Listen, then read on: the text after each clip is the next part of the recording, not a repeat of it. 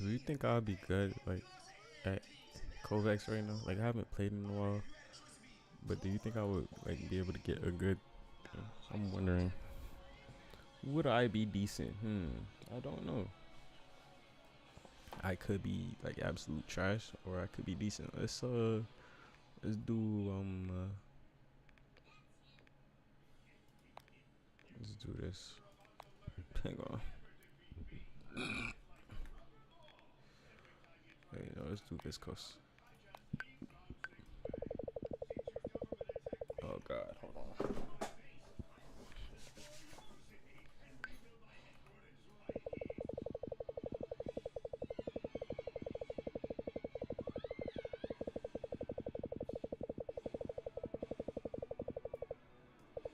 Yeah, I'm butt, bro.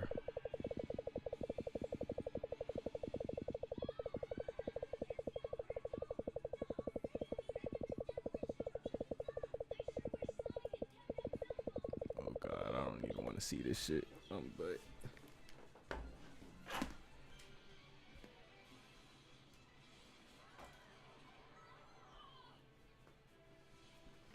Shit's actually terrible, bro. It hurts to be bad, bro. It really does. It dead ass hurts. I mean, I was always bad, but to be that bad, bro, that shit is actually painful. Holy, bro. All that training I did for what, bro?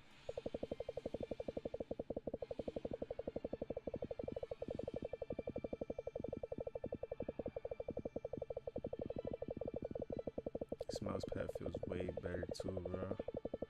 Imagine if I was using this mouse pad like 2 months ago, bro. I would have been beating my PBs, bro. Shit, now I want a PB Cub, PB and J. Shit sound good right now.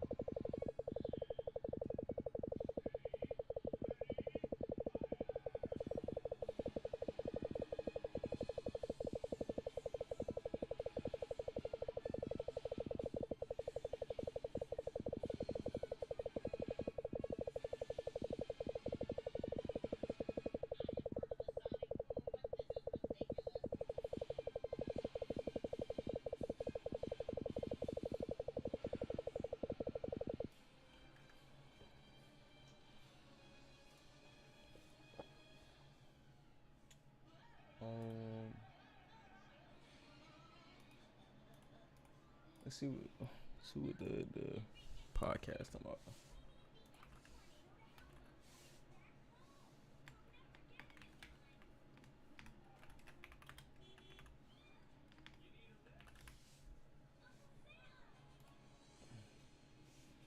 Wait, what? The last thing they posted was the Wave 2 compilation, bro. What the fuck? I promise you're not wasting anybody's time. And all the things I've told you, I so goddamn if I understand.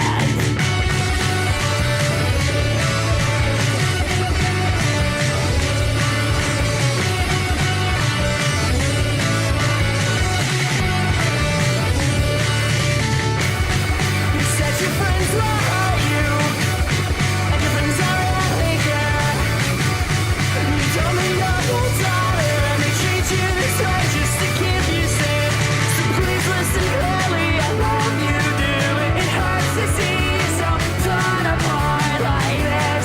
Not a sleepless night to have of all the times we tried to die. Let every Good at the game, cause I just want to be good at all games, bro. That's what I want to do.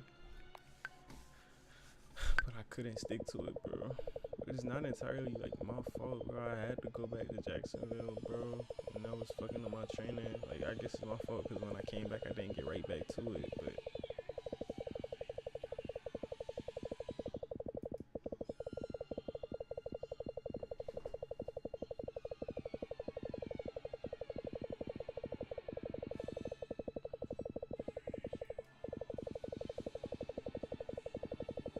bro, I forgot how much my eyes need to like look at this shit. I don't know what we should play today. this not really what I want to do right now. I want to play some shit like something else.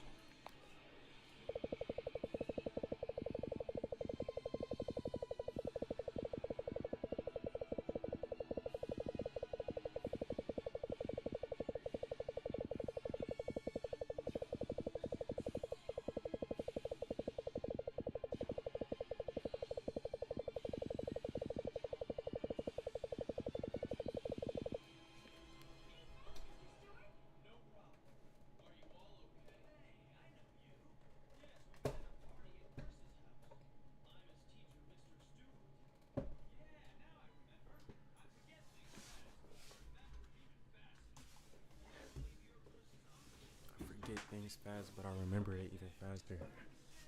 Yeah. It's tough. That's tough. That's tough. That's a tough skill right there.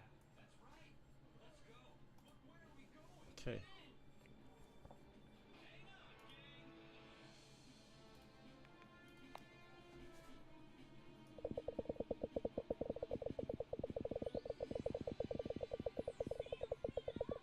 My eye tracking is terrible right now.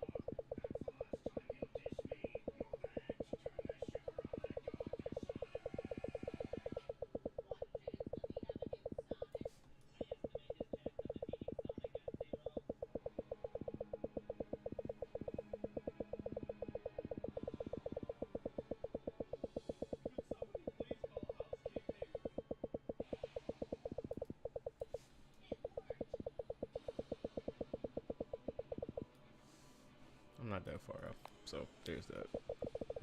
Like this is me like raw, like just hopping on. Like so theoretically, if I warmed up and shit, I'd be alright. But I just feel so bad. Like, but I guess this is just how it's always been.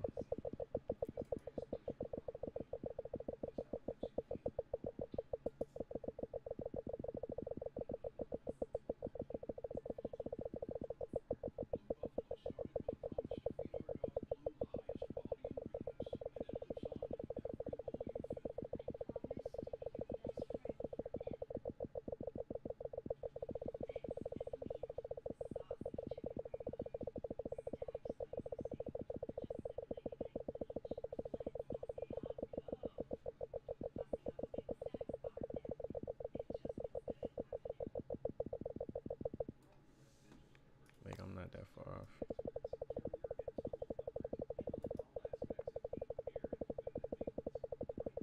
But that just could just be the mouse pad boost, honestly.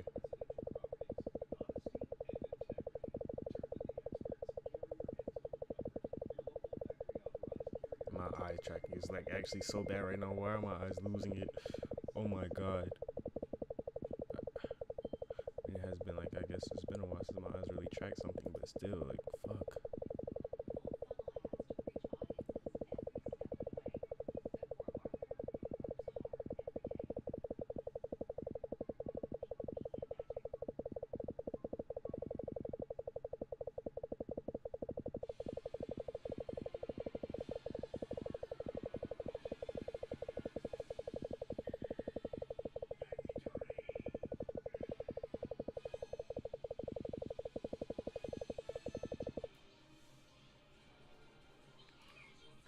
I know clicking I'd be terrible, but that's all I wanted to see. I just wanted to see how far gone I was. I'll do some more tomorrow, honestly. Or yeah, tomorrow. Play some Schedule 1. Last play in April, bro. Crazy, right? Crazy, right? Crazy. We can play some. I don't really feel like driving right now. I kind of want to play some else keyboard stuff. Look, I'll hop back on Strucid for now. I was having fun on Strucid.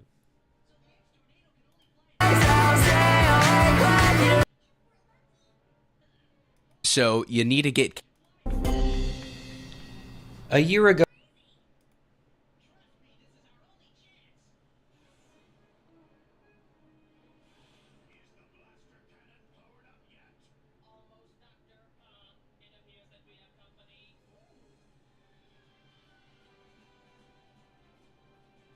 Every January, I look forward. Everything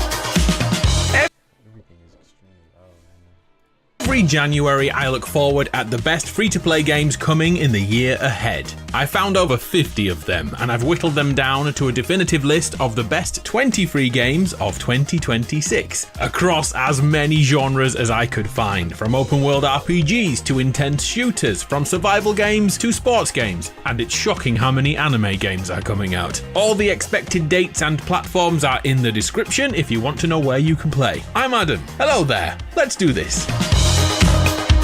First up, the game everyone is calling Anime GTA, Ananta. I've been following this game for years now without any real release date in mind, yet thanks to a Kotaku interview, we now know the game is being aimed towards a release date later this year, with the earliest we could see it in July. In terms of gameplay, Ananta blends countless other games into this open world of Nova City. The web slinging of Spider-Man, the tech hacking skills of Watch Dogs, the side quests of something like Yakuza, and the core moment-to-moment gameplay is most like GTA, including the character switch mechanic.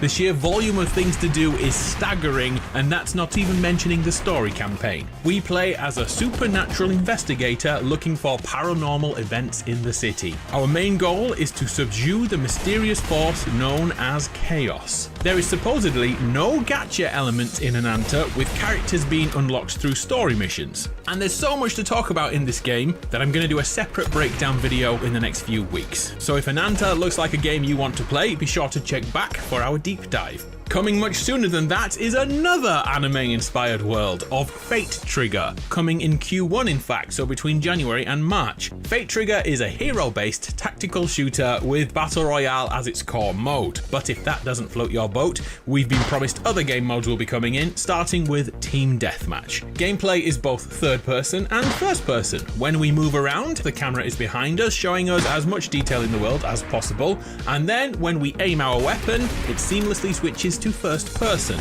Gunplay is definitely important, but Fate Trigger is more than a shooter, as each character has unique abilities, from spotting and tagging foes, to claiming the high ground instantly, or summoning cover to hide behind. The sheer amount of ways of synergies will work with other members of your team is what will keep this game fresh. New maps have already been announced, as the devs find what map size is right for the player base. And we've been promised a constant stream of new characters and brand new abilities to continually change the meta. Fate Trigger comes to PS5, PC and Xbox Series before the end of March, so keep an eye out for it. Let's take a break from anime to look at a pirate RPG, Sea of Remnants. The art style is described as pirate punk, as we set sea in a huge open world, battling monsters and hunting for treasure. The exploration looks similar to Sea of Thieves, and depending on the boss fight, Sea of Remnants plays more like a Persona game, or Expedition 33. The trailers are using music videos to display the action, which explains why there's always lyrics in the bottom corner of the screen, which is pretty unique. On the seas we can go alone, but this is most definitely designed as a co-op experience and a true action RPG.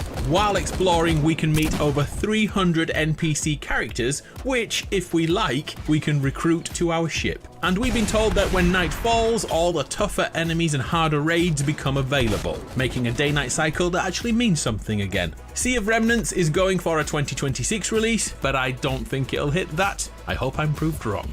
Coming much sooner, in fact on January 26th, is Highguard. This was the one last thing at the Game Awards, and the internet totally melted down with hatred, probably because it wasn't Half-Life 3. Highguard is described as a first-person PvP raid shooter. The example given in the footage was a castle siege, where the attackers first had to claim a powerful sword in the middle of the map, and then use that to summon in a battering ram to break through to the next objective. So ultimately, we aren't just running around shooting freely, we have to play the objective, so Battlefield players should be better at this than Call of Duty players, no shade intended. Highguard is made by some of the devs who helped create Titanfall and Apex Legends, so this has oodles of potential. Being a horse-riding arcane gunslinger sounds pretty good to me. Coming January 26th. Sports fans, we have a few offerings for you this year. First up is Goals, a football game which is mainly arcadey in style but is packed with simulation traits like organising the team tactics and choosing your ideal team. And this is all based around a core mechanic of opening mystery card packs to build your squad. Unlike FIFA, Goals has no official backing and every player is randomly generated. There's no real world comparison, which some players will enjoy but others will not.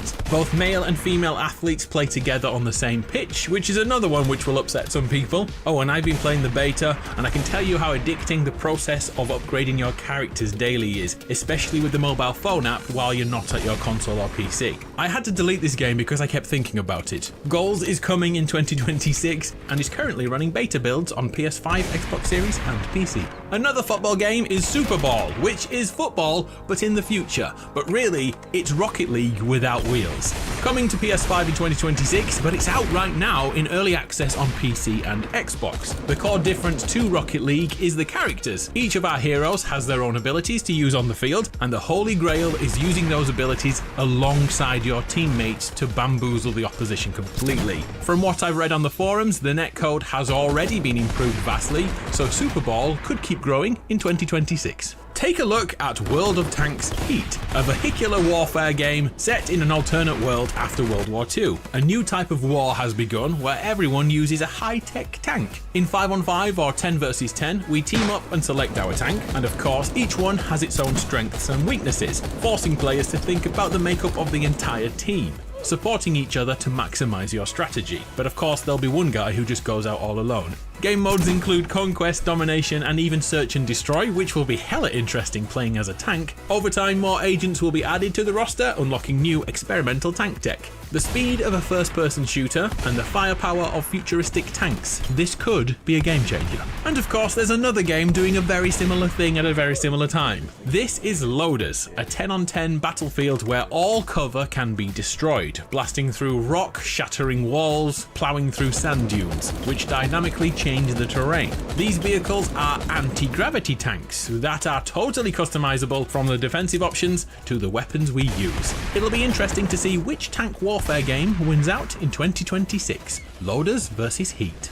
Hey, we haven't spoken about free-to-play anime games in a whole minute, so let's do that now. Neverness to Everness. Earlier I called Ananta Anime GTA. Well, in fact, this open-world gacha RPG wants that title too. We live in a bustling city where supernatural entities live side by side with humans. Our job is to investigate those anomalies, and if they're dangerous, we must neutralize the threat. Each narrative point is in its own chapter, and each one has its own vibe. So one minute you'll be playing through a spooky horror story, and then the next mission will be more like a comedy. The vibe changes constantly. Neverness to Everness is packed with things to do, like journeying to the arcade to play a spot of Tetris. We haven't looked at combat, but I think the visuals speak for themselves, which looks a lot like all the other free-to-play anime games to me. If you've played it, please let us know the difference. Anyway, the final tests are happening right now, checking if PlayStation 5 players can play alongside PC players without any technical issues, and also checking if cross-progression works perfectly with mobile players too.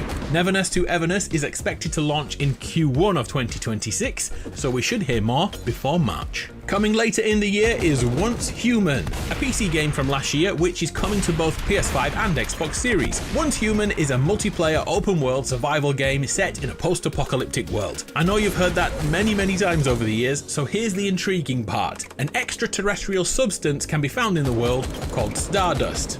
and if we spend too long around it, it reduces our sanity and eventually transforms people into heart-stopping beasts and creatures. This is mainly a PvE experience, but there are also some raid zones for PvP players to have their no-holds-barred face-offs. We have a core story to follow, but we can do our own thing too, exploring the world and discovering boss fights, puzzles to solve, and random strange encounters that will make you question what is real, like a mirror dimension, where inanimate objects are actually alien creatures. Reviews on PC are generally favourable, so we console gamers will get our chance ourselves later this year. Back here in January, another PC game finally comes over to console, as 2XKO hits PS5 and Xbox Series. In this one, we are taking the characters from another Riot game, League of Legends, and forcing them to fight one another. The reason it's called 2XKO is because there's 2 players per team trying to knock out, KO, their opposition. This is made for you and a friend to play together and tag team attacks. But there is also a solo mode too, which keeps that team mechanic.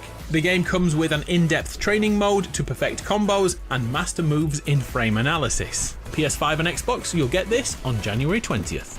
And speaking of Riot Games and League of Legends, a new refresh is coming to League in 2027 that will reimagine the source material to bring in new players. So if you've wanted to try but never really figured out how to get involved, this could be the moment for you. They will rewrite the game's foundations to allow faster updates in future dropped across all platforms. League of Legends Wild Rift was the mobile version of this, and it was going to become a console game, but it was cancelled as the touchscreen controls didn't translate to controller as well as they wanted. And the other side of the issue is the amount of buttons needed for the PC version is instantly too complex for casual players. So 2027 will change all that, and hopefully League of Legends becomes less frightening to be a new player of. A game expected to make a huge impact in 2026 is Unending Dawn. It's another gacha game, but unlike all the others I've played, this has deep and challenging combat. Essentially, Unending Dawn blends Genshin Impact with hardcore Souls-like combat to create a dark apocalyptic open world following the Cataclysm.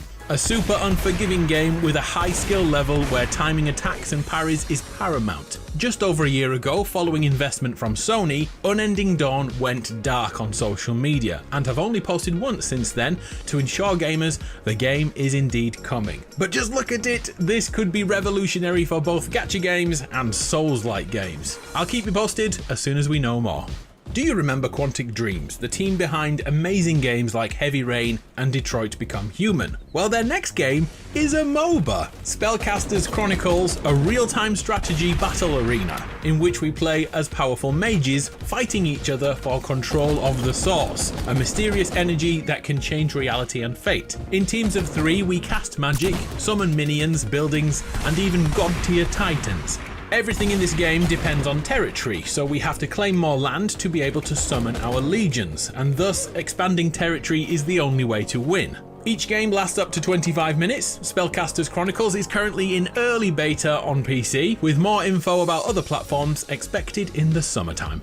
Another January game now, one coming for the Genshin Impact audience. Take a look at 7 Deadly Sins Origin. Set in a fully open world, we dive into this official anime universe of Britannia as Prince Tristan. The original manga sold over 55 million copies, so even if you're new to it, like me, it's very much an established franchise. And yet, we will see a brand new story unfold in the game.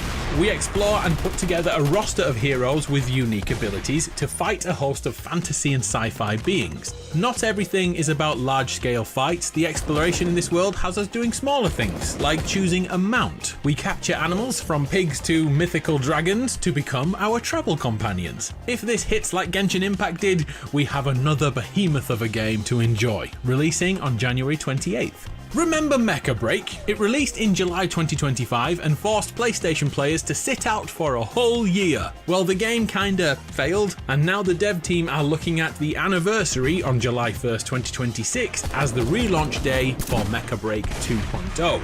The online team-based shooter that sees combatants jump into enormous Gundam-style mechs based itself around 3 principles. Defensive mechs could soak up more damage than others, support tanks could heal whilst on the battlefield, and offensive defensive tanks could dish out more damage over time. Super simple, and it looked pretty good, yet over time it went from 80,000 players to just 1,000 players, and the devs feel like they know how to write this ship. We'll find out more during the year, but we expect July 1st, Mecha Break's anniversary, to be the day it is relaunched alongside the PlayStation 5 version. An early access game on PC is coming to PS5 this year, Dungeon Stalkers, a free-to-play PvPvE dungeon crawler as we venture into dungeons and begin our hunt for treasures, avoiding traps and fighting off minions that protect them. All the while other players are doing the same thing, and eventually you'll bump into each other. Dungeon Stalkers has the same fear of loss as extraction shooters do, as an ambush could happen at any second. The community has continued to give feedback, with combat the main sticking point due to how slow and tactical it is. Dungeon Stalkers currently has mixed reviews on PC early access, and we expect many of these things to be rectified before the official launch. So, how many open world gacha anime games have been in this video so far? I honestly can't keep up, so here's another one, Silver Palace. This time we are in a Victorian steampunk city and play as a detective. Everything we see has been evolved by a new rare element called Silvarium, and every power-hungry official wants to control it, some hidden in the shadows. Tensions have risen across the city and we are tasked with sleuthing out the bad guys. There's also a supernatural element, as in the trailers, we can sense if people in the streets are hiding their true identities, like a werewolf. Looks pretty cool to me. Silver Palace is aiming for a 2026 release, and all the platforms are in the description. And back to January one last time, as Arknights Endfield arrives. This is a 2-in-1 action RPG and factory simulator, and somehow those two very different things work really well. We find ourselves on the moon resurrecting an old mining facility, and while it's pumping out resources, we are exploring Talos 2, finding secrets, defeating enemies, and keeping everything safe. Oh, and slowly unlocking our memories because we have good old amnesia. The mix of action and exploration with base building and management, who thought it would be possible? Well, it is. Arknights Endfield lands on January 22nd.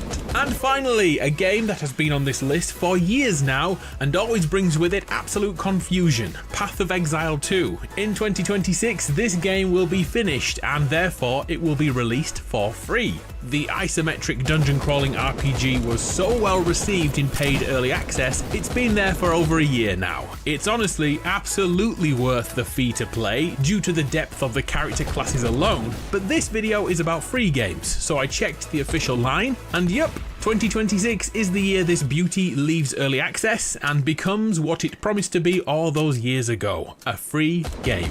And that was 20 free games coming in 2026. I'm Adam, you're awesome, see ya.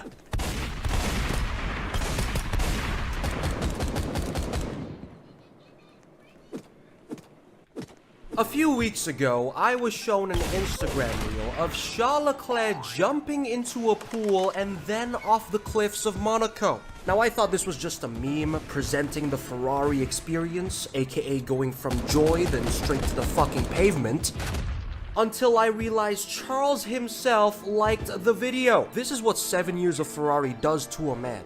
I'm still surprised he's lasted this long, but that might make you think Charles Leclerc is the unluckiest driver in Formula 1. The truth is, he's not even close. There's Nico Hülkenberg, Roman Grosjean, Felipe Massa, Niki Lauda, any other Ferrari driver, but especially Robert Kubica, a Polish driver who could have been champion but never was because he drove shitboxes, then severely broke his arm in 2003 in a road accident, and 8 years later shattered the exact same arm while rallying. However, this makes Kubica the unluckiest racer of all time. No matter which category he drove in, shitty luck came with. So when it comes to Formula 1, that spot goes to Fernando Alonso. Some of you might disagree, I completely understand, but this man has gone through 23 years of F1, more than 15 years of pure dread, numerous missed opportunities, high-speed crashes, engine failures, horrible career decisions, and enough tractors driven in his career to start a fucking farm. Fernando's luck has been so horrible that he either needs a rocket ship of a car or a miracle, and I hope this video gives him exactly that. And no, I won't call this delusion because I have a new saying. It's only delusion until it works. That's right, ladies and gentlemen. Fernando's F1 career started in 2001, driving for Minardi. During this time, Oscar Piastri was still in dough form. But Alonso didn't shine until he joined Renault in 2003. And just 2 years later, he pulled off stunning overtakes on Michael Schumacher in Suzuka. In 130 up, and Alonso having none of it, straight around the outside. Held him off phenomenally in Imola. He's not going to, he locks the breakdown. Amazing defensive driving by Fernando Alonso. And won the championship.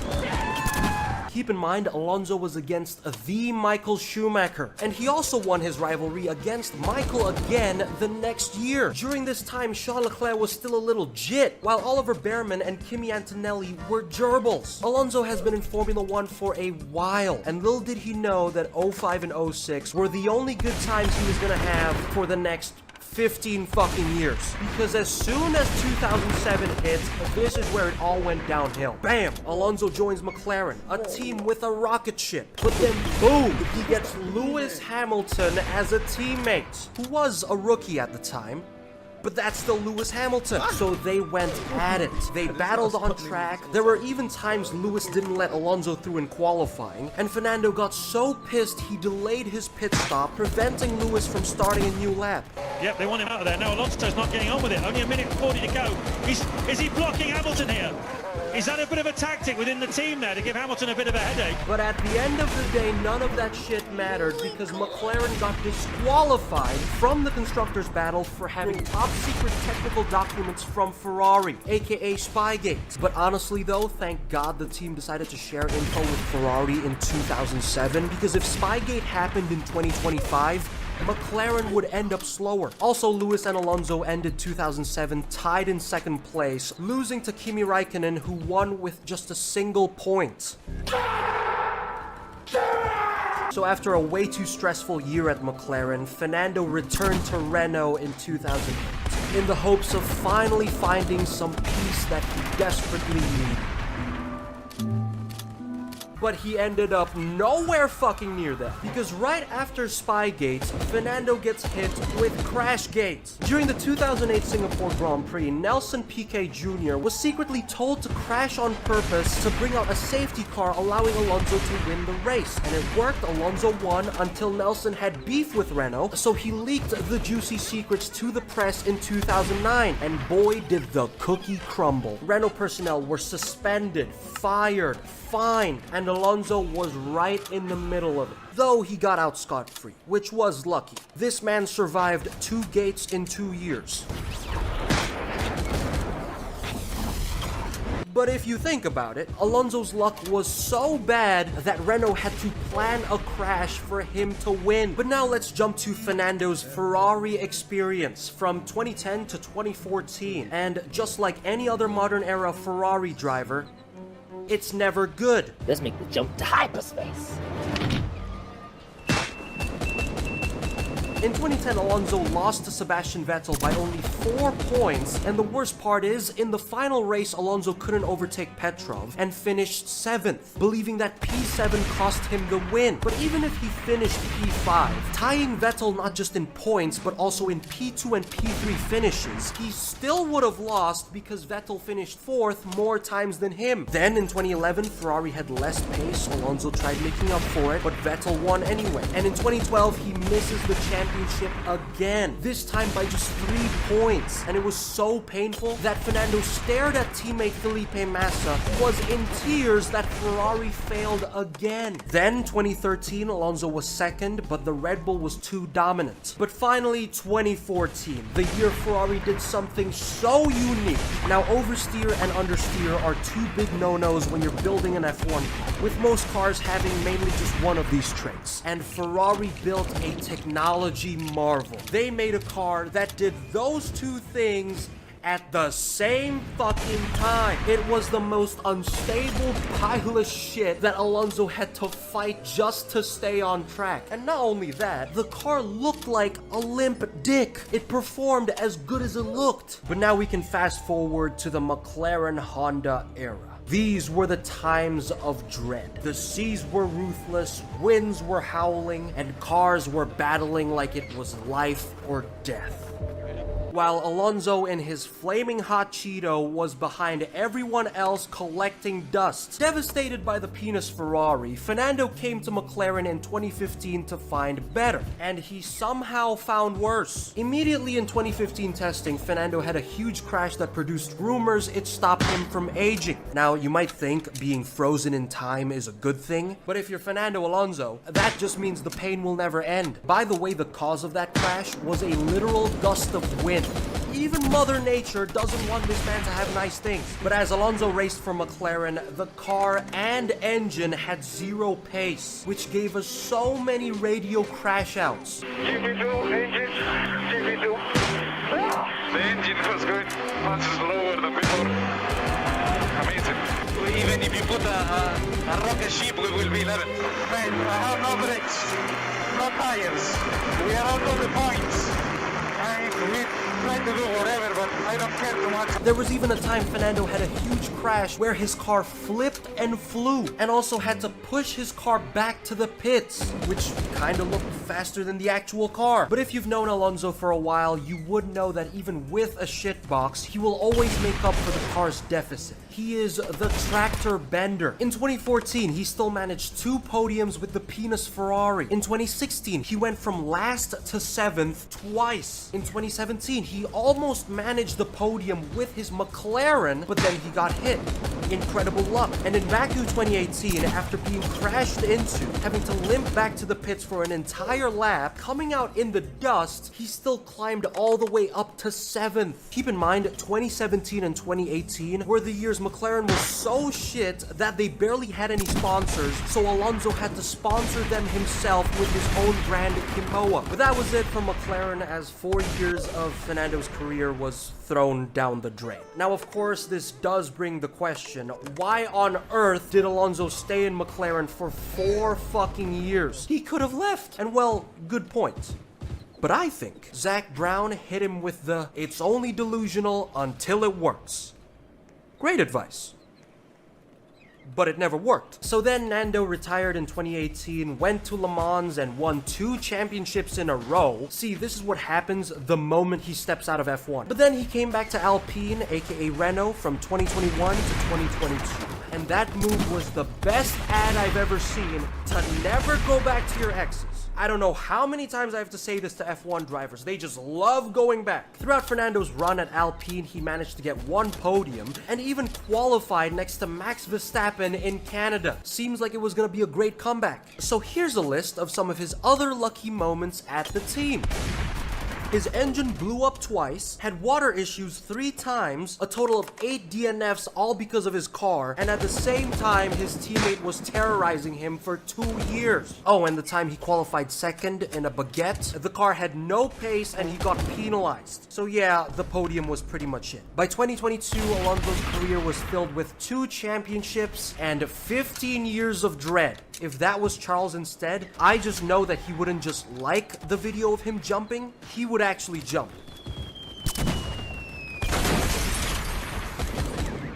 But Fernando was still hungry for that juicy 3rd championship, so he went to Aston Martin. And when Alonso joined the team in 2023, he finally got the performance he deserved. Fernando Alonso is onto the podium once again in Formula 1. He's not going to try around the outside, but he is going to try the inside of turn 10. What a superb move from Fernando Alonso. Alonso's fought his way back through. What a move, Fernando Alonso. Aston went from the back to the front row of the grid in just a year, and they had a 41-year-old still pumping out banger lap times, beautiful overtakes, 8 podiums, and challenged the Red Bull so hard it made my brain fucking explode. But knowing Alonso